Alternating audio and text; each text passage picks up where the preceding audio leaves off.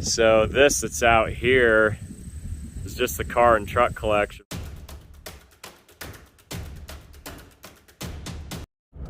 Headed up to eastern Nebraska today to look at a collection of, I think, around 150 old cars and trucks. The guy was mainly a tractor collector, but he had a lot of vehicles too, and just was a big graveyard of old vehicles that laid in the woods. Probably wasn't a woods when he parked them there, but after the decades, the trees just grew up. They sat there 40, 50 years. There were some sheds on the property also, and so some of these have been parked indoors for a lot of decades as well. There's a couple Edsels in there, Thunderbird, some old 1930s coupe, and just anything that he was into and liked, he dragged it home. Old motorcycles, you name it, it's there.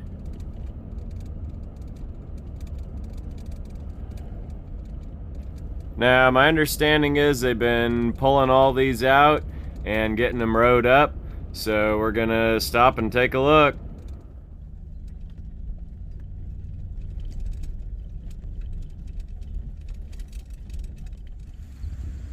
Come here. Hey, come here. So I get out here, and the first thing, I'm greeted by a chocolate lab carrying a transmission clutch disc. First in this row is a Chevrolet 1-ton. These actually have the same front fenders as the 1/2-ton and 3/4-ton. So if a guy's wanting to leave it stock, they look kind of cool stock, or if you're just wanting cab and front clip to start over and build one, these will work for all the others all the way down. Painted grille, painted bumper. So it's not the deluxe chrome model, but still, what an attractive truck. I built a model of one of these as a kid, so I always have a little bit of a like for them. This one's actually really good shape. First place these really get bad and the hard part to fix is down in this dog leg area. You see this truck was wrecked. They kind of straightened it out. See the old filler there, but not rusty. That's the first place you look to tell if a cab is worth chasing after or not, and this one I think is. 235. That actually still rocks. I'll bet if a guy tinkered on this thing a little while, probably drive it out of here.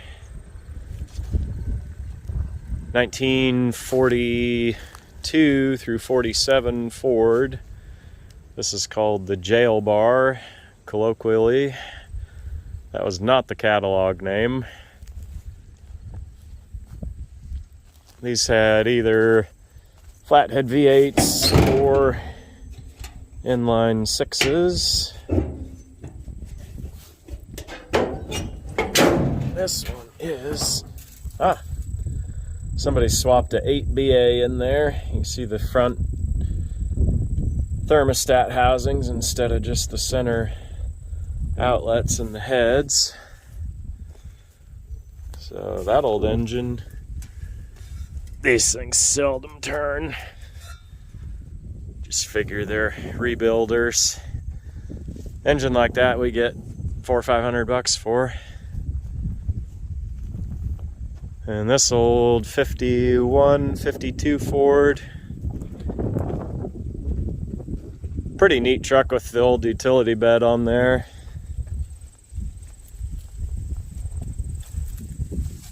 And the doors are peeled off and it's pretty battered up, so may not be something somebody'd want for a restoration truck, but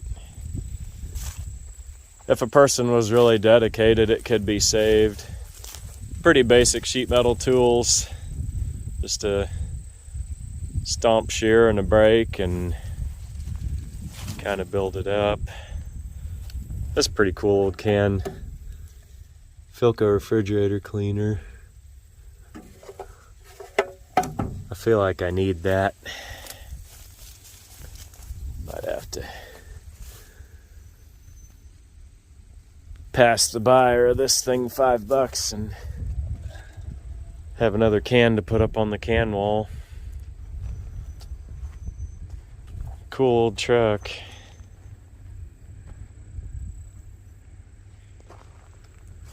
Another big old army truck.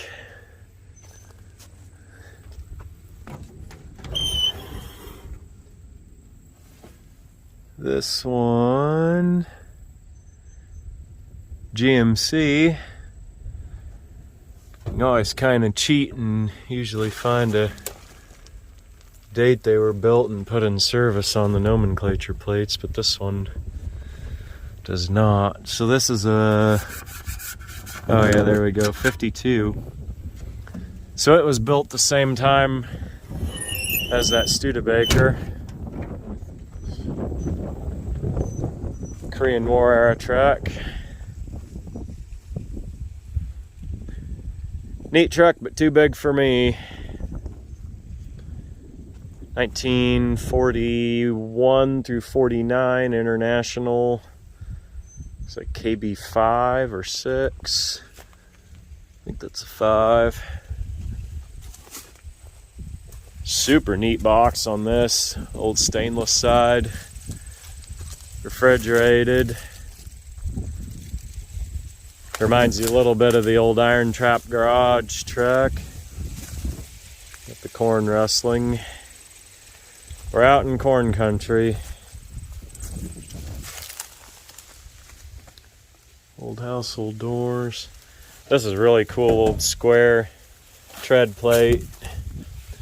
If you want to build a period correct truck, definitely need square tread plate instead of diamond plate.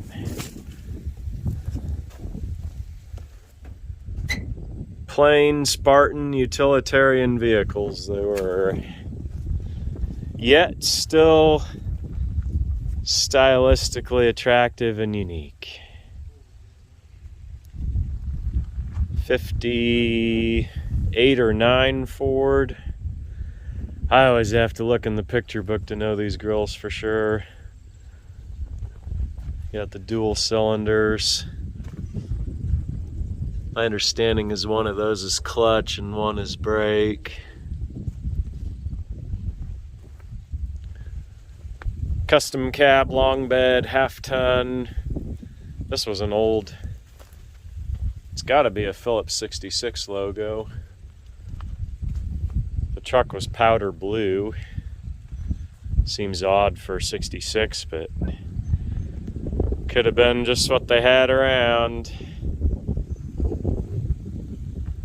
This one's really neat. Willie's station wagon.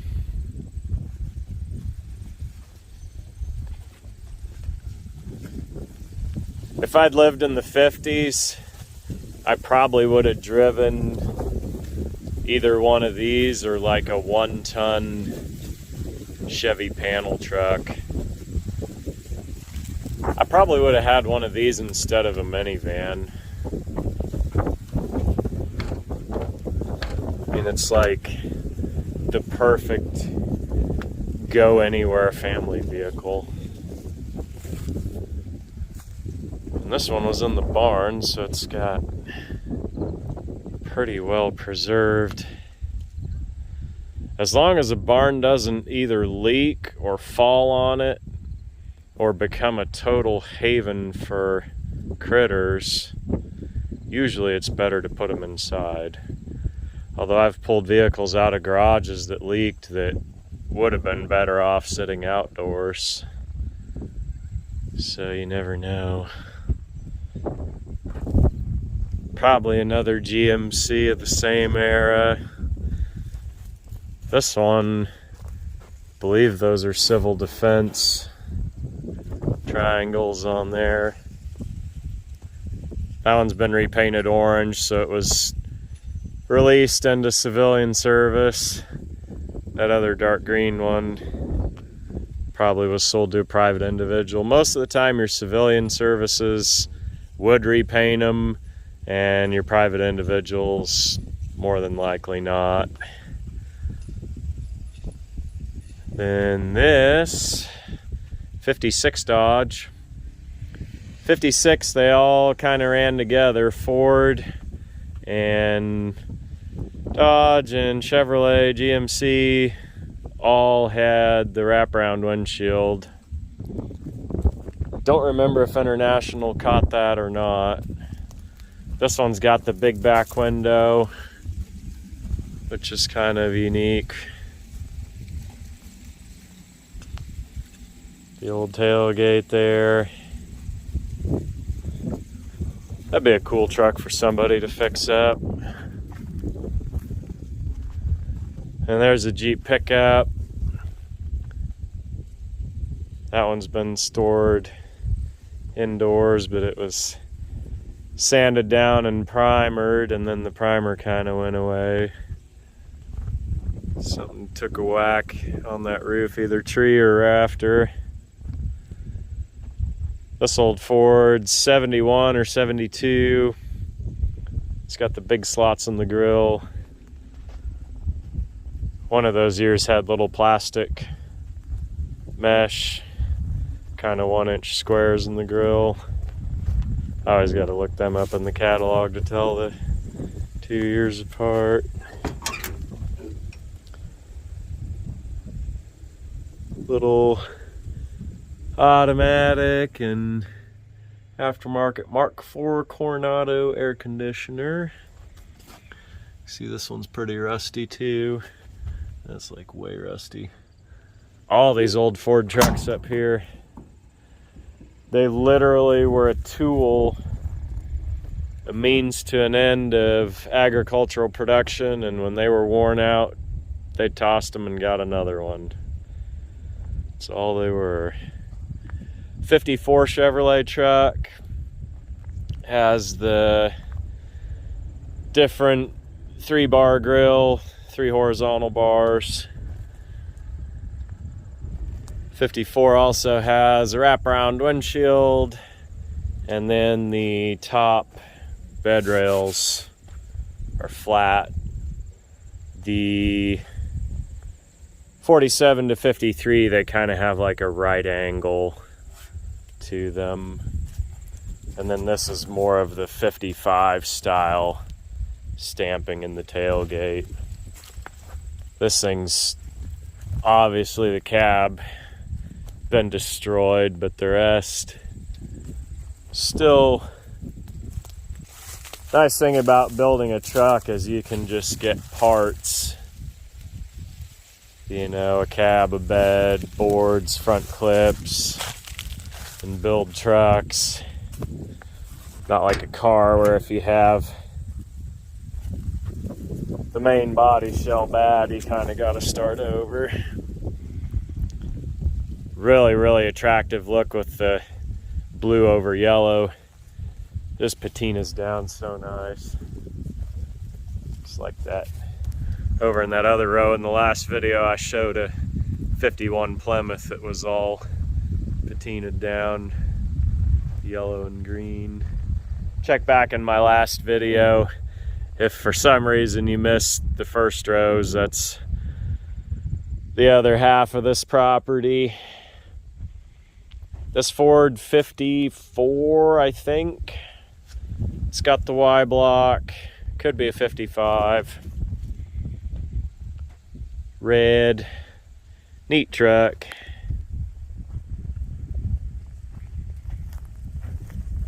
This guy should be, oh boy, is it a Dodge? That was really neat with the little quarter windows. It's like the foretelling of the extended cab. It's all steel, so it makes me think Dodge, but I'm not exactly certain on that. 30, 31. Starting to get more stylistic details in those years, like the little cowl ribs and stuff. This old plate glass, very, very dangerous. There's a lot of people that died back in the day. Of course, no seat belts. You'd get thrown forward, your head breaks the glass and your neck gets sliced, and then it's curtains. The restoration guidelines say you have to have sandwich safety glass to replace that original.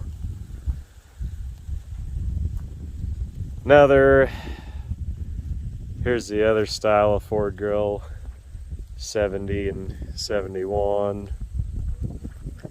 There you can see the difference, these two right next to each other. That thing came from Texas, or at least the bumper did. Got the old period correct wagon spoke wheels. Looks like those are actually Mopar cop car bucket seats. Somebody restoring an 80s Diplomat or Newport would want them.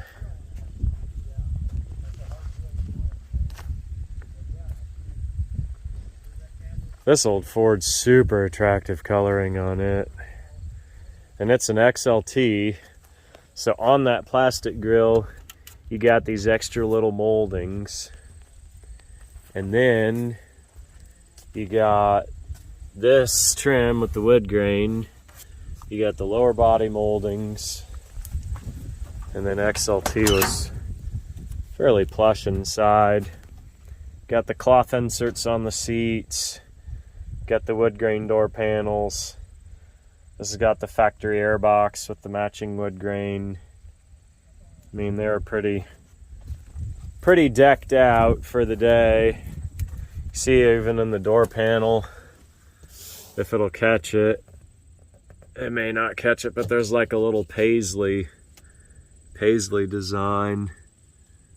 It may not show. Maybe if it gets super close, you can kind of see it. Anyway, you were kind of riding in luxury if you had the XLT. And just like the 5-window cab in that 30 model, the XLT was definitely the foretelling of things to come for truck building. 4-wheel drive Jeep pickup. So here's a row of tractors, which is primarily what this guy collected. They were saying that there were 3 auctions that they had here, and the first 2 were primarily tractors. So this that's out here is just the car and truck collection, but this is actually auction number 3.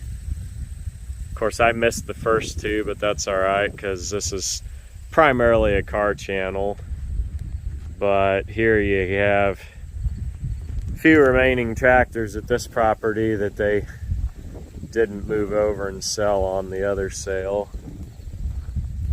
So I'll give a quick run down the line of them. The wide front.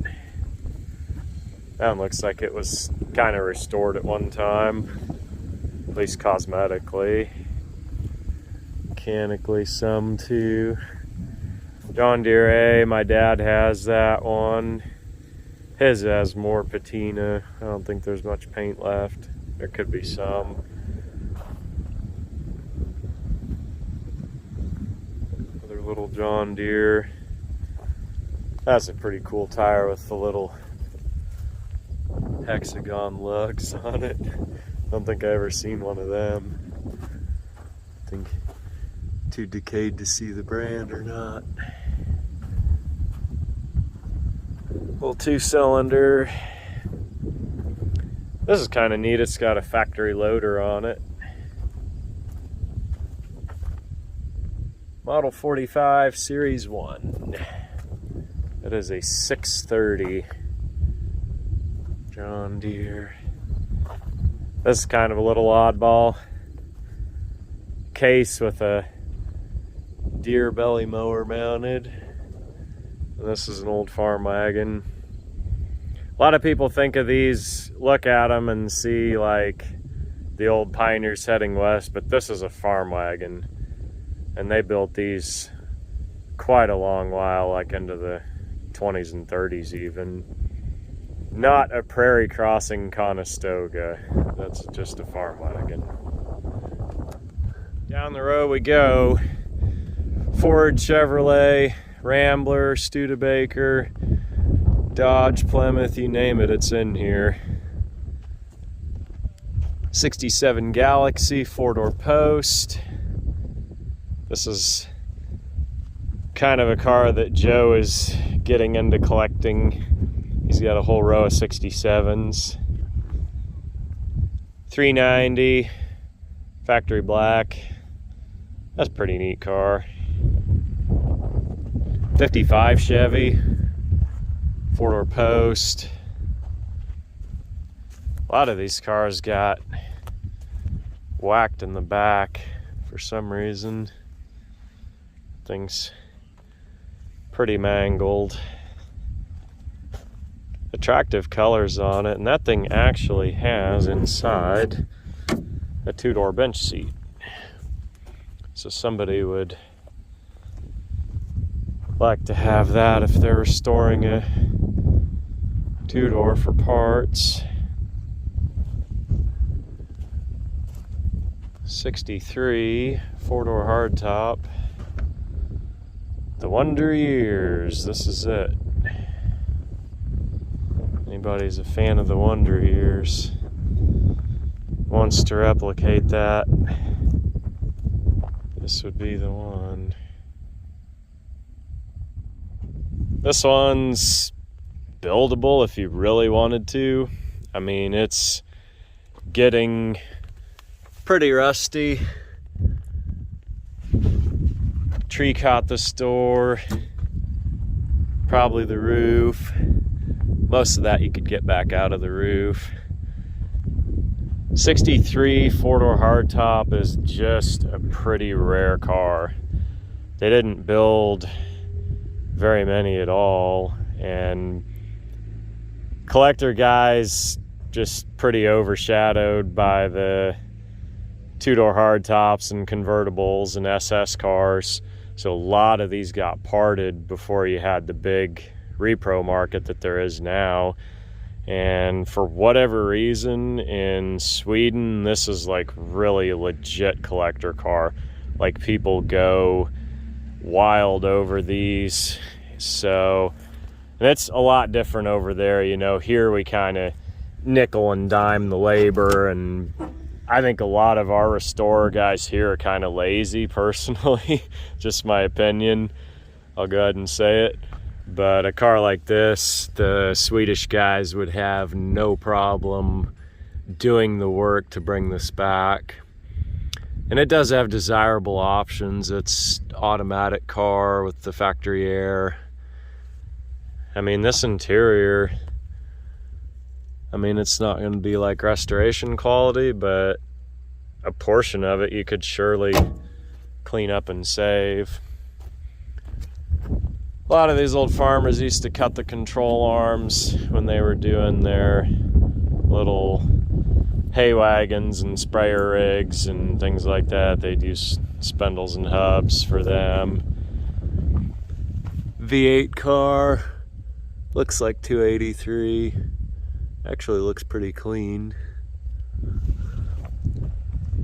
Front spindles are not a deal breaker, it just makes it a pain to move, but if a person has equipment, then it's not the end of the world.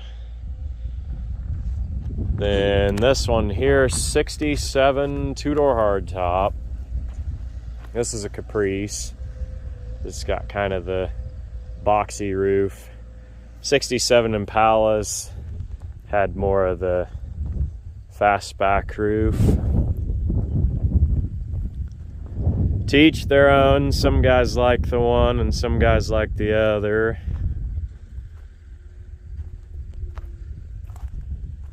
It's kind of neat because you got your tilt column there. So that'd be a desirable piece.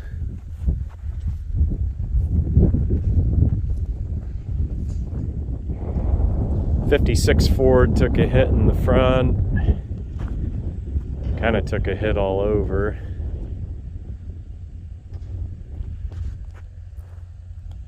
Some of these cars, man, the trees just really squeezed them. Like that tree had to be a foot, 2 foot in diameter to grow that far into a door like that. The main thing is these old cars were saved. You know, a lot of people would look at this and say this is poor stewardship, you know, just park them out in the woods and let them rot. But you got to understand, in the years, like these things were like 25, 50 bucks a car. They weren't, you know, $1,000, $1,500, $3,000 collector's vehicles like they are today. And so guys just parked them. And the alternative is, like, these things could have been crushed decades ago, and it's like, at least, even though, yeah, they're really rough, they're still here, they still exist, and they're still available to be bought for parts. You know, the family wanted to see them go to people that actually cared and not just be, you know, hauled off by some iron buyer and be worthless to anybody except to be melted down. 65 or 6 Cadillac. I was showing over in that other row in that first video how there's different body styles of these 65 and 6 Cadillacs. This is the traditional 4-door hardtop. You can see the glass drops in the door, back glass drops in the door, and this seal is actually mounted to that back glass, so when it's down, it's all open. There's no center pillar in there like your sedan cars, no pillar like the pillared hardtops. To me, the true traditional 4-door hardtop Cadillac is the most attractive and the most appealing, and most of that for me isn't in this, but it's more in this right angle. Like, that right angle is just so crisp. It does help a lot that it's open in the inside too, but it gives it that nice crisp chiseled look, rather than, I don't know, to me, like the 4-door pillared hardtop, the roof just kind of looks like a marshmallow on top of there. This doesn't open, but there's, I mean, this guy's a collector. There's interior parts and stuff inside these cars. And next car, 60 Ford. This one's got the 223 inline 6. Strictly parts. Just sat a long time. 54 Buick Roadmaster. Roadmaster and Super had completely different bodies from Special and Century. So your Roadmaster and your Super had this 4-door post, 6-window, and then your Century and your Special 4-door post, 4-window.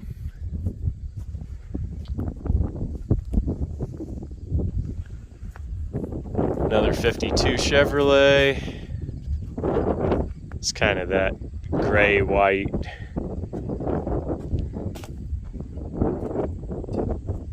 Always made me think of a car that a nurse would drive, kind of being that hospital white color like that.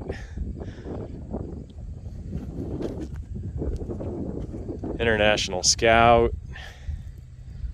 That's a rusty old piece. Wow, another 64 2-door post. This is 64 Custom, so it's got the pretty plain side trim, little hash moldings, I think these had extra spears. These might have had the holes filled when they repainted it. It's a pretty neat car, really. Not a lot of two-door posts out there. 66 Ford.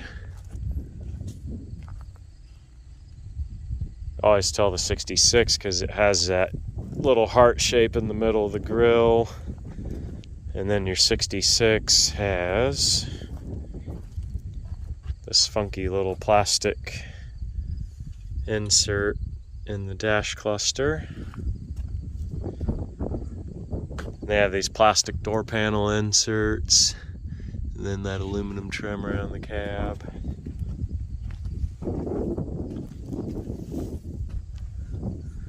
Pretty neat looking truck in the red and white like that. Another 64 Galaxy.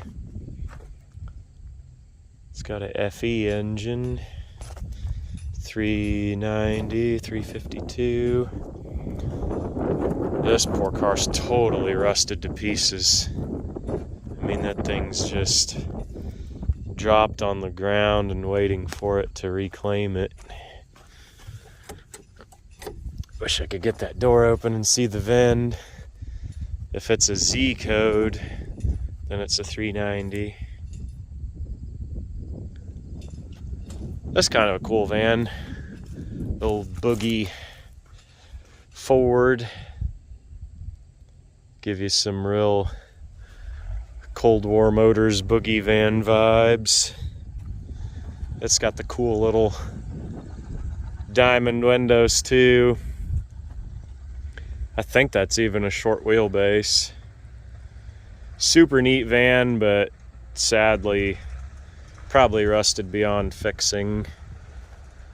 Man, this had like the mountain camp theme stenciled on the sides. Little pinstripes. Pretty shagged out. Man, sunroof. What a shame. Stick shift.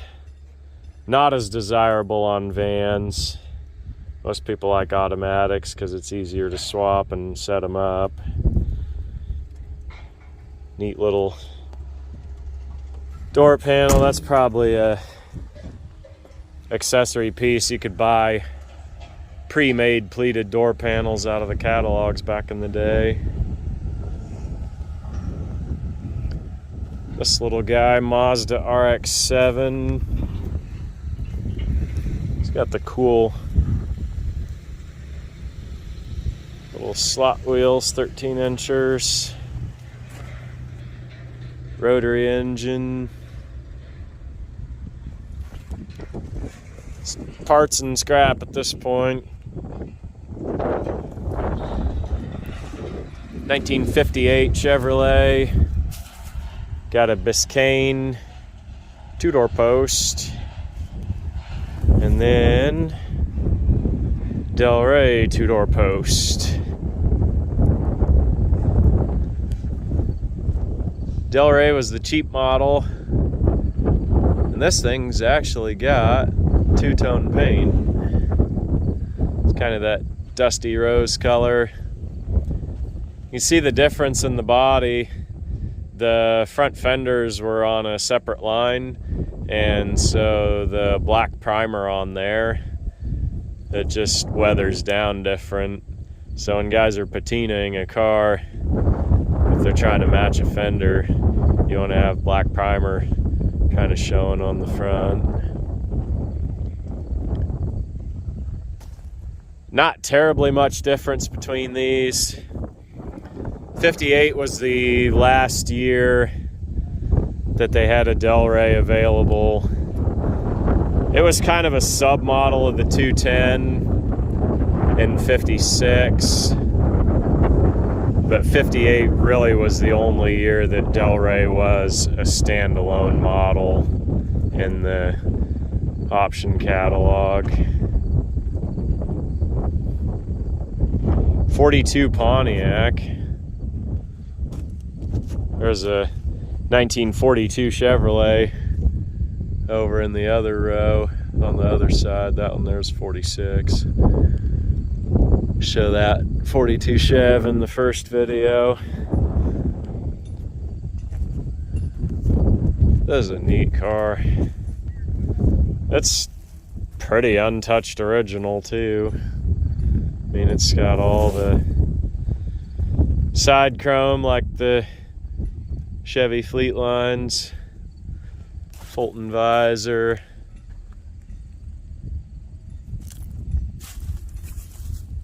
The closer you look, just a lot of little details that distinguish this car and differentiate it from the Chevrolets. GM was pretty good about that sort of thing.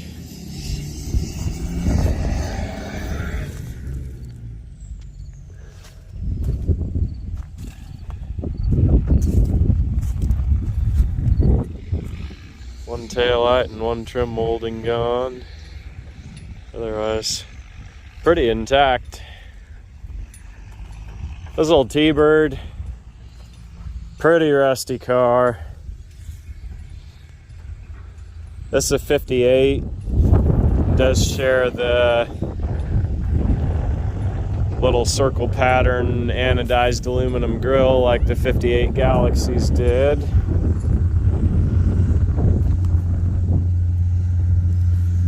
White with the red interior is pretty attractive combo. This old Cadillac, 65 or 6. Thing still has the bias ply tires on it. This for sale at one time. With 4-door parts car. Wow, this is a bucket seat car. No bench. Said bucket seat on the... Maybe they just thought of that as buckets when they put it in the ad. Just kind of dilapidated now. I mean, it did get stored inside, but that thing got whacked in the back. That's a lot of damage. I mean, that's pretty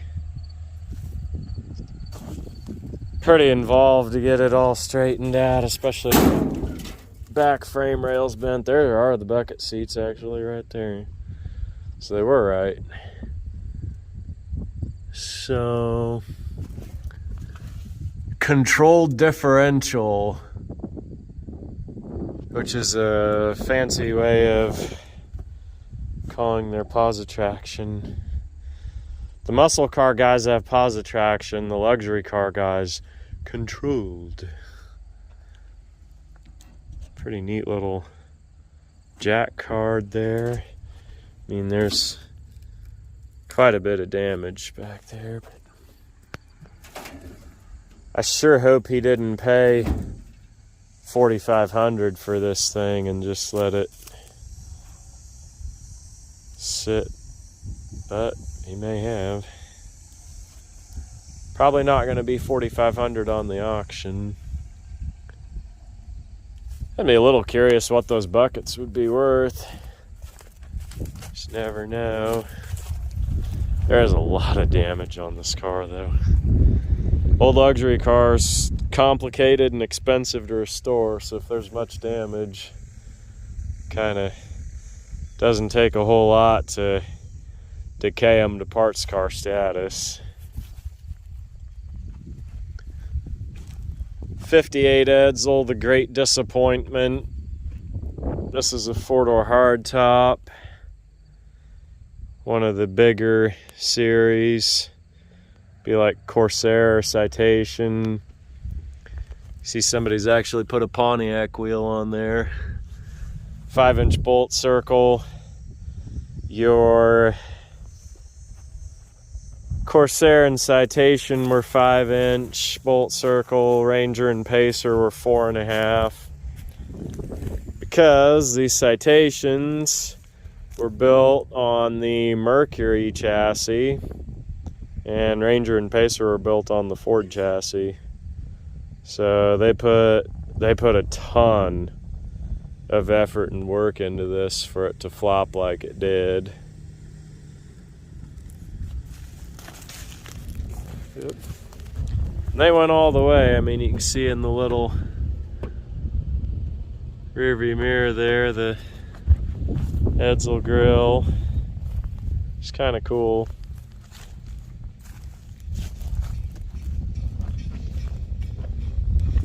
'62 State Park, Minnesota badge. I mean, this was probably really a nice car when they put it away, and it still would clean up.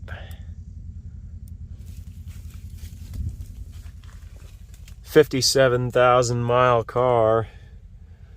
This is the Teletouch little transmission selector, so that stays still and the steering wheel moves. Wow. Yeah, I've never seen one of these. I always wondered how they did that. I mean, if you were buying one of these cars, like, you had to think this thing was like George Jetson futuristic, because, I mean, really they were. Got the neat little Astrodome, which is obviously Chrysler's name. It wasn't Ford's, but little power antenna switch.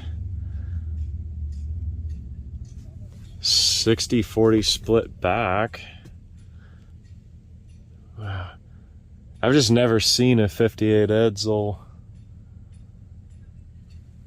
in person, so it's just kind of fascinating to look over all this. When you look at this thing, it's got really neat lines, really neat style. So there was a time when they kind of said, man, the 58 Edsel, they're only built for 3 years. It was this colossal flop, you know, so they didn't sell a lot once things wound down, and people are like, oh man, Edsels are really going to be collectible cars. You know, it's just this great American marketing story. And so a lot of people saved Edsels, and then nobody saved like 58, 59, 60 Chevys and forward look Mopar cars. Those all went away. And now it's kind of flipped, because your forward look Mopars and a lot of those GMs really are the ones that have shot off as far as collector value goes, really taken off. I mean, a restored 59 Chevy convertible is 100 to 200,000, and cars like these Edsels, they've just really kind of stagnated and stayed there. You look at what they put in it, I mean, it's a 3-tone car. You got the teal, and then the black coves, and then the white roof. It's just really, really unique car. Every angle of it is pretty fascinating. So for this time tonight, my battery's wound down. Shot a whole day on the rest of these rows and got a couple rows left to go. So I'm gonna wind this one down and catch you here in a bit.